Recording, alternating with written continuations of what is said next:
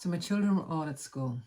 I was sitting on this rocking chair, actually my nursing chair, by a beautiful big bay window, looking out on this majestic old beech tree that was in my garden.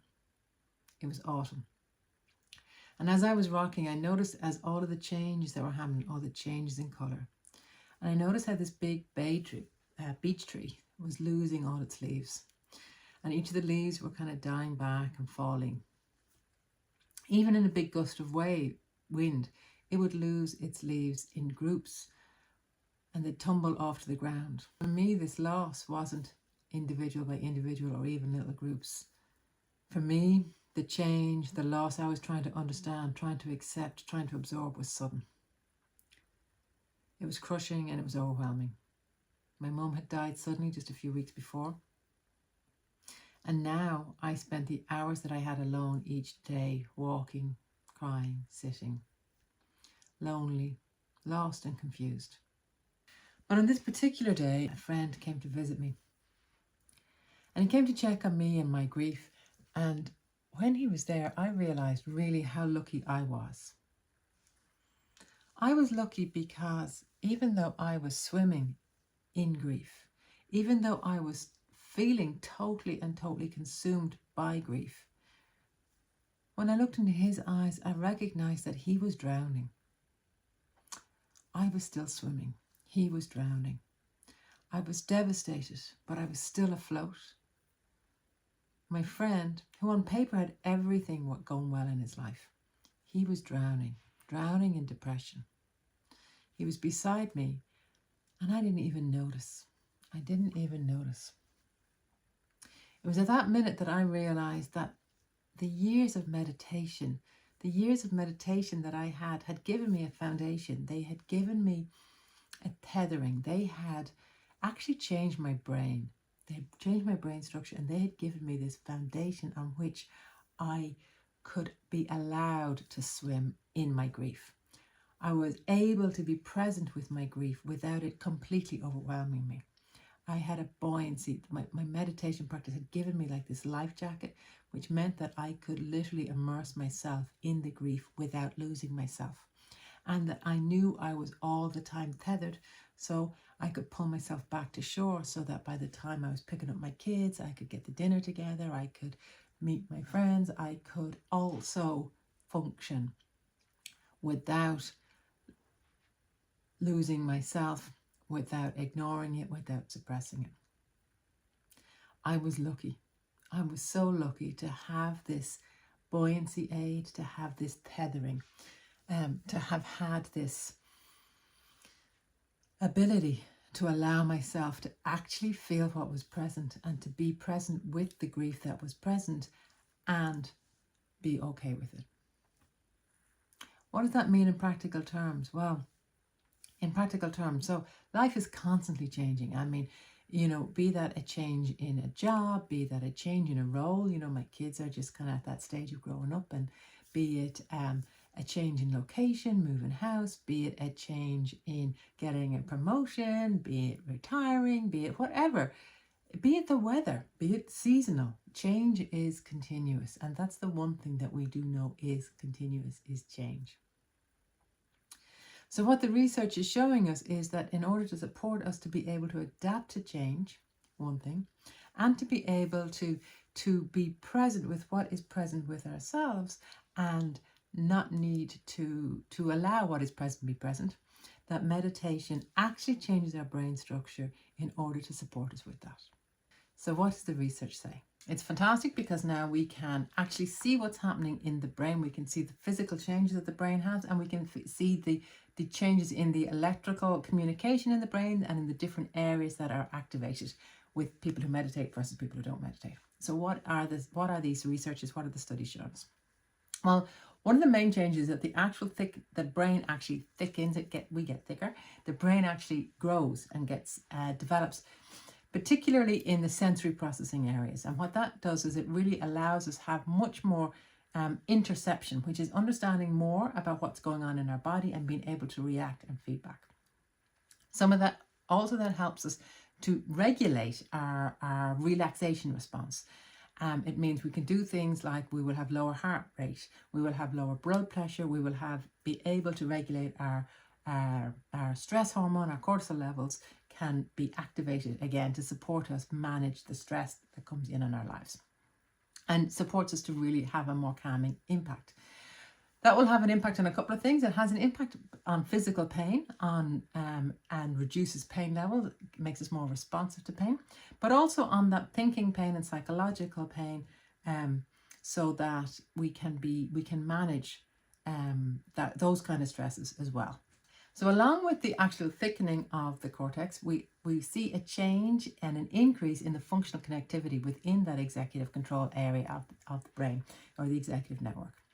And you'll see a lot more activity, and the activity is different in a meditator's brain and a non-meditator's brain. The impact of this is that it enhances our ability to pay attention. It enhances our cognitive flexibility. Now, cognitive flexibility is really important because it's what stops us ruminating. So if you imagine, and it also supports us, there's studies to show, it supports us to stop ruminating. What do I mean by ruminating? It's when we think and think and think the same thing, and we just stay trapped in a particular thought process. And as you know, if you stay in that thought process, you get to reinforce that continuously. And so having an ability to switch from one to another, to see different sides of a topic, or to be able to swap from one topic to another, which is where we're coming in with our opposites. Our opposites, when you'll see in a few minutes, is really looking at developing that cognitive flexibility so that we don't get stuck. And what did the studies say then about our emotional regulation? So we've seen how the structures thicken, and the communication, the chemical communication and the electrical communication within the brain changes and develops. What is the impact that has on our emotional regulations according to the studies? What have they been able to show?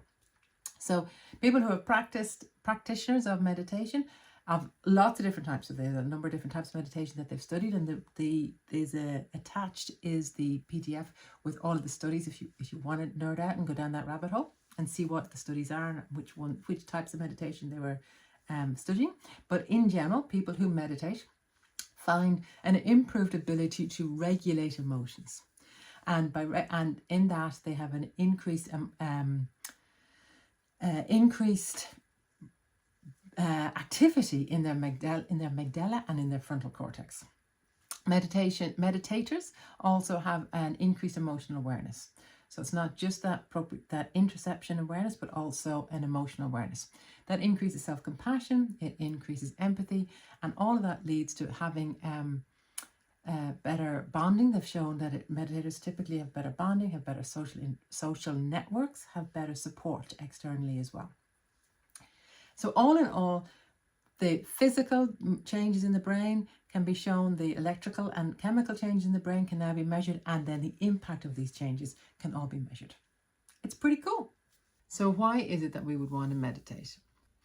We've looked at what the science of it is, but really it's about making a difference for us in our own lives. For many of us, and including me for the first, I'd say 30 years of my life or so, ignoring, suppressing, controlling, not acknowledging my pain was my preferred strategy. Or being very stoic, that kind of stiff upper lip, it'll all be fine, it'll all be grand. And not really allowing the pain in. I'm specifically talking about pain, the same principles apply to joy, to the whole lot. But my control, my ability, my survival strategy was not to feel. And by not feeling, then I didn't acknowledge it and it was suppressed. That system worked fine for me for, I say, about 32 years. And then at about 32 years of suppression, well, I probably wasn't suppressed in the first year of birth, so maybe 30 years. Then what happened is, thanks to those beautiful hormones and pregnancy and the whole lot, suddenly I lost control. And that lid that I had been keeping on everything, my control freak personality, my suppressing, my not feeling, suddenly I was no longer able to contain that, and I got to feel everything. I got to feel everything in a very uncontrolled way, and it wasn't very sustainable. It wasn't sustainable. It was very overwhelming, and it is not something I would recommend. That is option one, the complete suppression. When we suppress, like I say, in my case, it cracked, and once it cracked, I had lost all control. If you're better at me and able to contain it a little bit more, it will come out at some stage. It can come out as in physical pain, physical restriction in our body. It can come out as illness later on, or it can come out, you might meet people and they are really bitter about something that happened 40 years ago, or very we can hold trauma, we can hold pain, we can hold this in our body until we can't. And that's the problem. We can hold it until we can't. The other alternative which, you know, is the polar opposite, is the feel it all out there everywhere. Now, I call that the Joe Duffy effect. Sorry, Joe. And anybody who hasn't grown up in Ireland in the last, you know, and has no idea what I'm talking about, it is where we go and talk about and emote all of our feelings and our emotions all of the time. And here, the reason that I think this is a problem is that we then become attached to it. Because every time we tell that story, we get to hear it again. Every time we become very attached to the pain or the emotion or the trauma. And we therefore become defined by them. When we become defined by them, here is where I am making my claim for Irish, the Irish language. Let's go Irish language. In Irish, we say Tá áthas orm, or Tá brán orm. There is hunger upon me, there is sadness upon me. In English, we say I am hungry, I am sad, I am depressed, I am angry. And I am suggesting that is not a particularly useful way of languaging it, because once again, we get to really embody, define ourselves by these. I am not talking about depressing it, and I am not talking about defining ourselves by it. So if we're not the stoic, you know, ignore it, and we're not this drama embodied thing where we're totally immersed in it, then what is the difference? What do we do? What am I suggesting? And this is where I am saying we take this midline, which is about acknowledging everything that is present and not being defined by it. So 3 principles. The first one is acknowledging that the opposites are present. So I'll talk about that. The second one is acknowledging that everything that arises is a visitor, and these visitors can come to give us learning, and then they can go away. If we don't get defined by them, they can also go away. And the third idea is that change is always present. Change is always present. That's it. So what do these 3 things? Opposites, visitors, and change. So in terms of opposites, what do I mean by opposites? And what I'm saying here is that really more than one thing is possible and probable and most likely present at the same time. We are not one thing. We are these complex beings. So if you think of the person that you love, a person that you love, and if you have a teenager in your life, they're really useful for this practice. Think of a person that you love, and now let yourself sense and feel all the love for them. Yeah, you might be a little bit gooey, gushy, or whatever, so feel the love. Feel it as a physical sensation in your body, and notice that you have there's a physical reality to that. And now think about a time that they annoyed you, that they did something that you were either angry about or upset about in some way. And again, really think about that, remember that, and see, can you notice the physical presence of that? Be it that they were a teenager that was out late and you were worried about them, be it that they didn't, they turned their nose up at your dinner, whatever. Just notice. They don't have to be big things, but just notice that you can be really annoyed with them. And then notice that that both are true. See, what is it like for you? Can you hold both as true at the same time? It is very possible that you're like, no, I can't hold that both are true. I either have to remember when I was annoyed with them or how much I love them. But in reality, in your head, you do know that both are true. Or are true, can be true at the same time. And so this is where I'm looking at us practicing opposites. So I had massive grief for my mum about my mum's passing, and I had massive joy for seeing my kids play in the garden. I didn't have to be defined by either. I was not either. Both were present. Listen to my language. I am just me, and both of these visitors, both are present at the same time. And this is where we're looking to practice this idea of being able to sense and feel 2 things at once. And so it means I'm no longer trapped. It means I can allow the space for both to be present, and it means that both can process through me. The tool that I'm offering you, so here's your tool. Your tool for this is to start with the physicality, because it's very hard. That probably has just blown your mind, and you're like, I have no idea what she's on about. So just start with something very physical. Let's start with sensing and feeling your right hand. Sense and feel your right hand. Then let that go. Sense and feel your left hand. Can you sense and feel your left hand? Switch to your right hand. Then to your left hand. And now both hands together. Practice that a little while. The next level up is to sense and feel sensations in your body. So maybe do you feel hot, or do you feel tightness, or do you feel weight? See what what is present currently in your body, what sensation currently calls your attention. I'm going to use heat as an example. So if there is heat present, can you be with the heat? And now can you find its opposite? So what is its opposite for you? It might be cold, it might be fresh, it might be chilly. See, can you find that? So in my body, I can feel heat is present in my kind of torso, but my feet are kind of chilly. So can I bring my attention from one to the other? You can take more time with this. I'm obviously going through this much too quick, just because, but see, can you feel both the two sensations from one to the other? And then can you do both together? Practicing that within that kind of very physicality, in the very physical way in the beginning with those very physical sensations, then you can ultimately move to having the emotional ones. What emotion is present? Sense and feel that, feeling it in your body. Then what is its opposite? Can you find and feel the opposite emotion? And then the honors part, can you do both together? Working with that allows you to develop this brain plasticity. It helps you develop this ability to switch to the flexibility within the brain.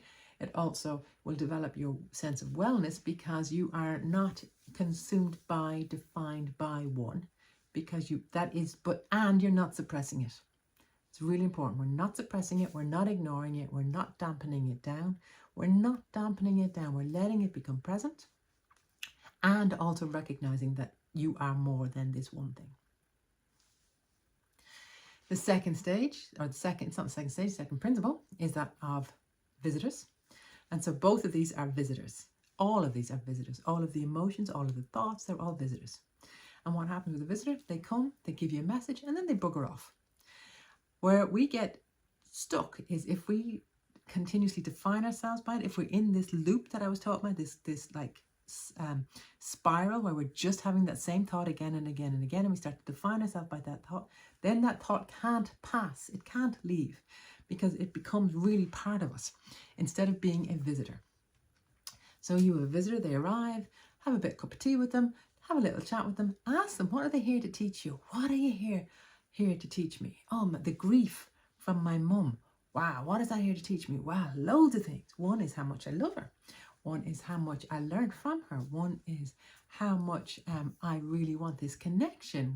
Like loads of things. There was loads of learning to have in that. And it passes. And it is present. And it passes. And it is present. And it passes.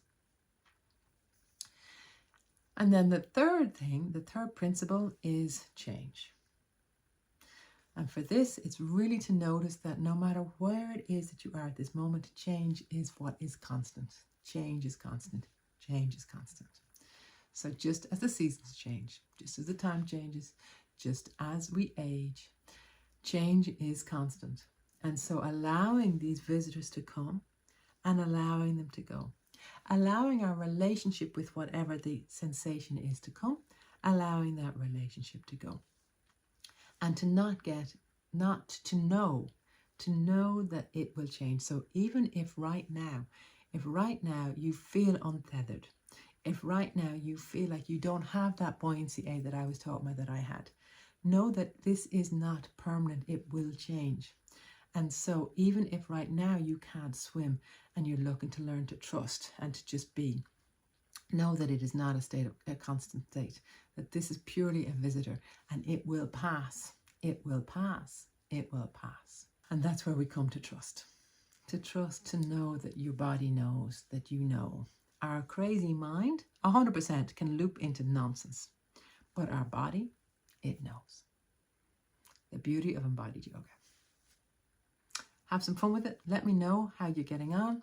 And see where in your life can you introduce this idea of opposites, this idea of visitors, this idea of constant change, all underpinned by trust.